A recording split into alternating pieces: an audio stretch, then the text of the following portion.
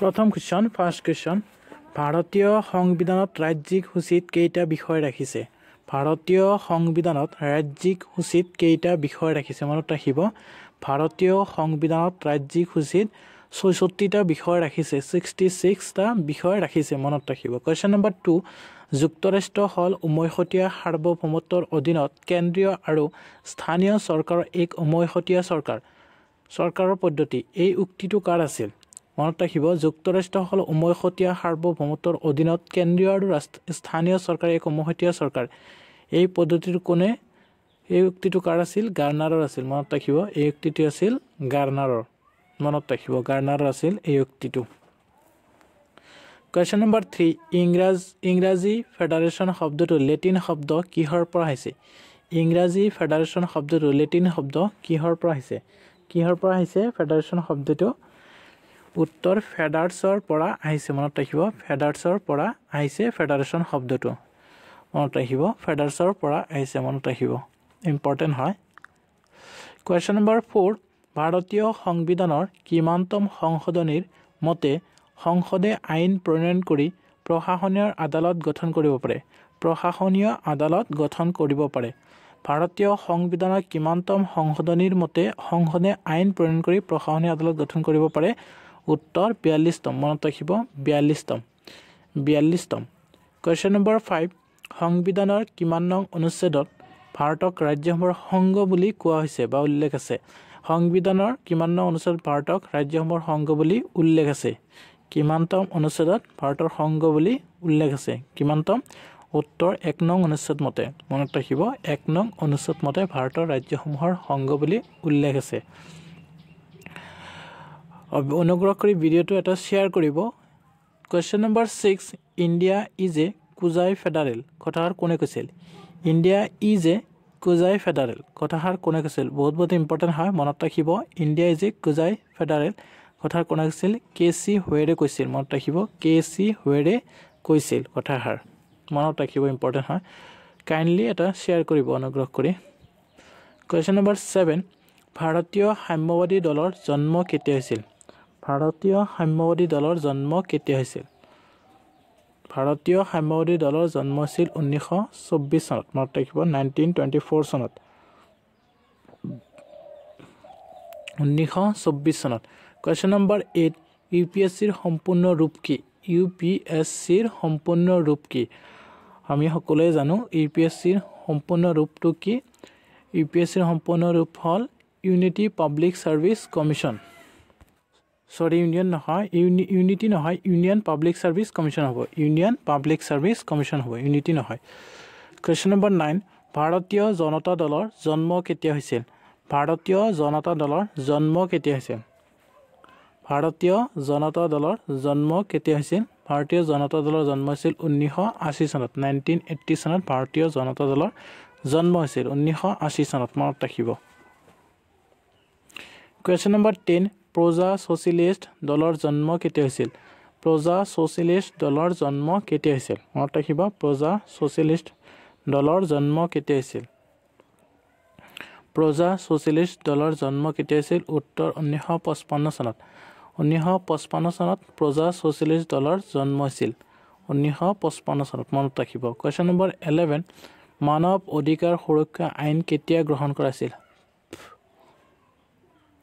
মানৱ অধিকাৰ সুৰক্ষা আইন কেতিয়া গ্ৰহণ কৰা হৈছিল মানৱ অধিকাৰ সুৰক্ষা আইন গ্ৰহণ কৰা হৈছিল 1993 চনত 1993 চনত মানৱ অধিকাৰ সুৰক্ষা আইন গ্ৰহণ কৰা হৈছিল মনত ৰাখিব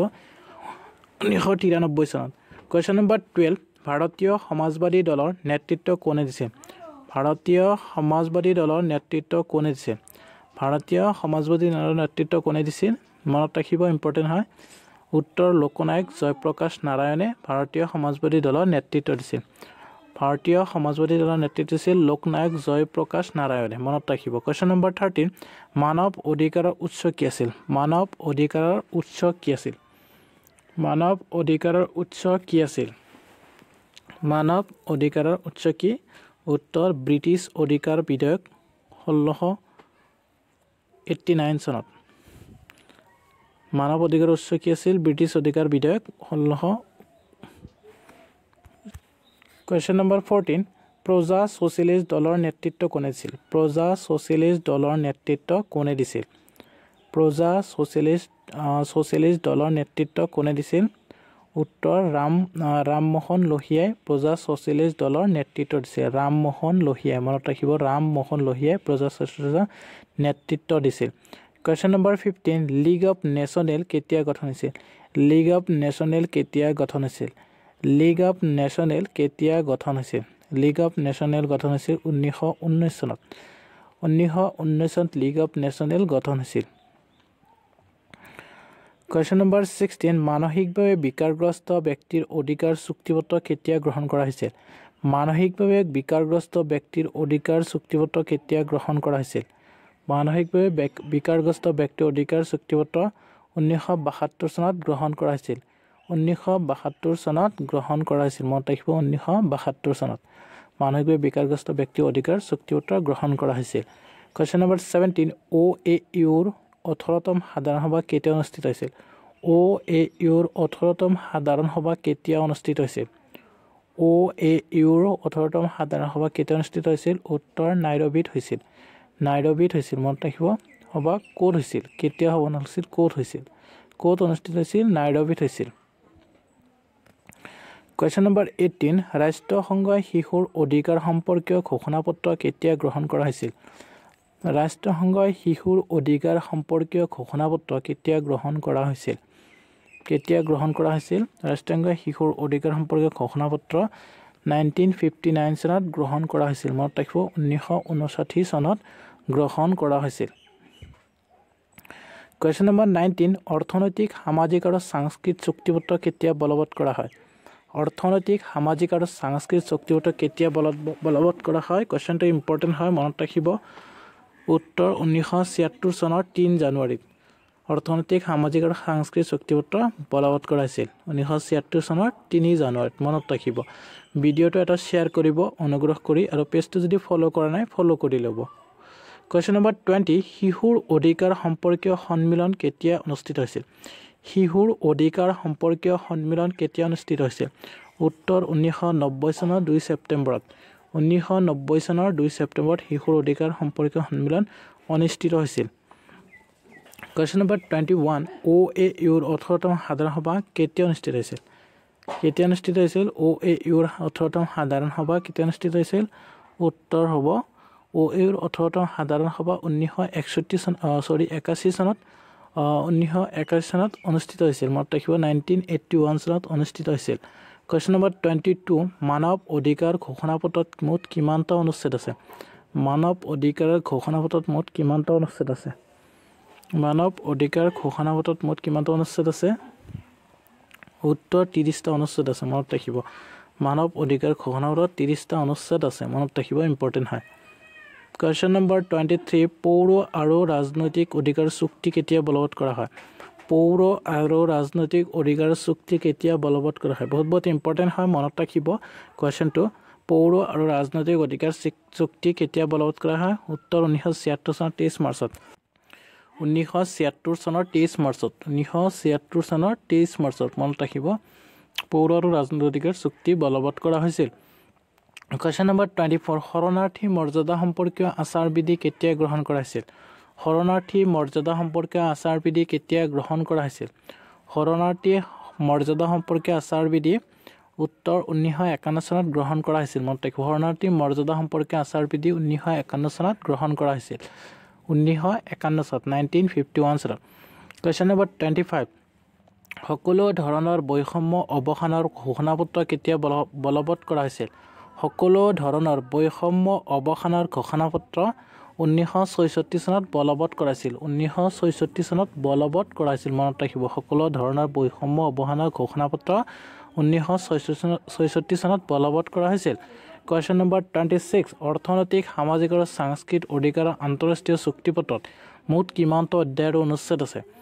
অৰ্থনৈতিক সামাজিক আৰু সাংস্কৃতিক অধিকাৰৰ আন্তঃৰাষ্ট্ৰীয় চুক্তিপত্ৰত মুঠ কিমানটা অধ্যায় আৰু অনুচ্ছেদ আছে বহুত ইম্পৰ্টেণ্ট হয় কোৱেশ্চনটো মনত ৰাখিব অৰ্থনৈতিক সামাজিক আৰু সাংস্কৃতিক অধিকাৰৰ আন্তঃৰাষ্ট্ৰীয় চুক্তিপত্ৰত মুঠ 5টা অধ্যায় আছে আৰু অনুচ্ছেদ আছে 31টা মনত ৰাখিব 31টা অনুচ্ছেদ আছে 5টা অধ্যায় আৰু 31টা অনুচ্ছেদ আছে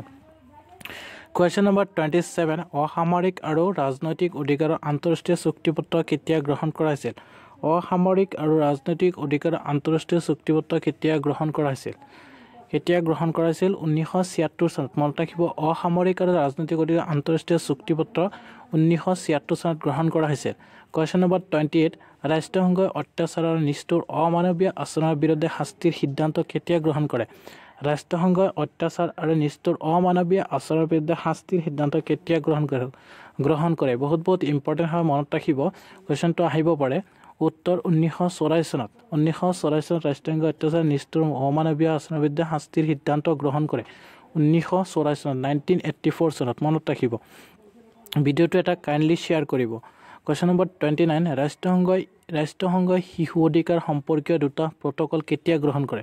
ৰাষ্ট্ৰসংঘই শিশু অধিকাৰ সম্পৰ্কীয় দুটা প্ৰটকল কেতিয়া গ্ৰহণ কৰে 2000 চনত গ্ৰহণ কৰে মনত ৰাখিব 2000 চনত ৰাষ্ট্ৰসংঘই শিশু অধিকাৰ সম্পৰ্কীয় দুটা প্ৰটকল গ্ৰহণ কৰে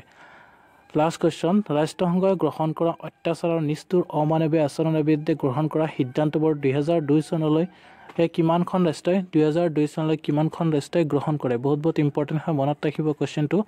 ৰাষ্ট্ৰসংঘই গ্ৰহণ কৰা অত্যাচাৰ আৰু নিষ্ঠুৰ অমানৱীয় আচৰণৰ বিৰুদ্ধে গ্ৰহণ কৰা সিদ্ধান্তবোৰ 2002 চনলৈকে কিমানখন ৰাষ্ট্ৰই গ্ৰহণ কৰে 127খন ৰাষ্ট্ৰই গ্ৰহণ কৰে মনত ৰাখিব সো ভিডিঅটো আজি এইখিনিয়ে ভিডিঅটো চোৱাৰ কাৰণে বহুত ধন্যবাদ